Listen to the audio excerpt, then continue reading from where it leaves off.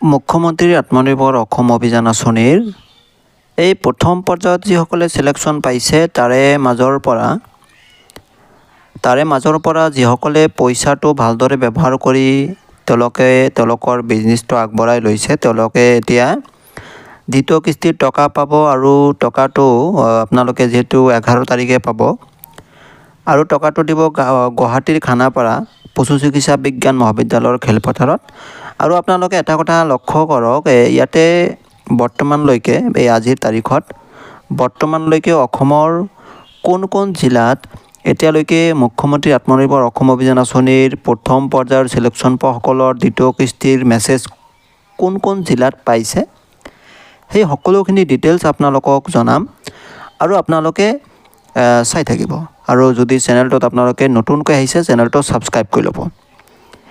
এতিয়া কথা হৈছে, প্ৰথমে মেছেজটো কি আপোনালোকে সবিশেষ চাই লওক।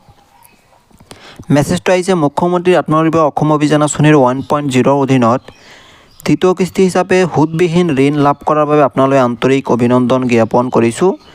আঁচনিখনৰ দ্বিতীয় কিস্তি বিতৰণৰ অৰ্থে 11 মাৰ্চ 2026 বুধবাৰে গুৱাহাটীৰ খানাপাৰাস্থিত পশু চিকিৎসা মহাবিদ্যালয় আৰু লিখা আছে চাওক, খেলপথাৰত আয়োজিত এক অনুষ্ঠানত আপোনাক চেকযোগে এই আৰ্থিক অনুদান প্ৰদান কৰা হ'ব। আৰু তলত কি লিখা আছে,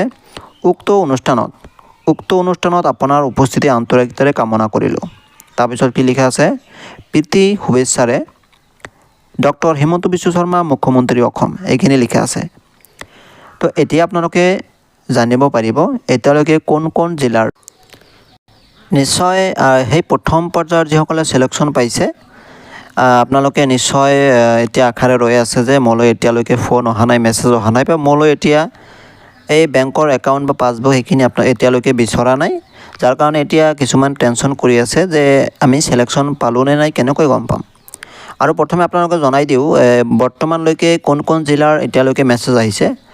গোৱালপাৰা এতিয়ালৈকে মেছেজ আহিছে, গোৱালপাৰা জিলাৰ গোৱালপাৰা, দৰং, বঙাইগাঁও, শিৱসাগৰ, ধেমাজি, তাৰপিছত ধুবুৰী, তাৰপিছত আহিছে ইয়াতে বৰপেটা আৰু মাজুলী আৰু ডিমা হাছাও, কাছাৰ, কৰিমগঞ্জ, কাৰ্বি আংলং, তাৰপিছত তিনিচুকীয়া, নলবাৰী, বাক্সা, ওদালগুৰি আৰু আপোনাৰ কি চাই আছোঁ মই কৈ আছোঁ।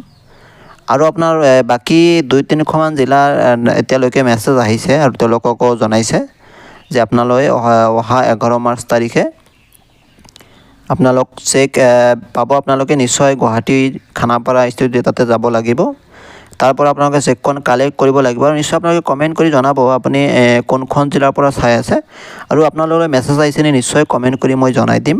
ধন্যবাদ।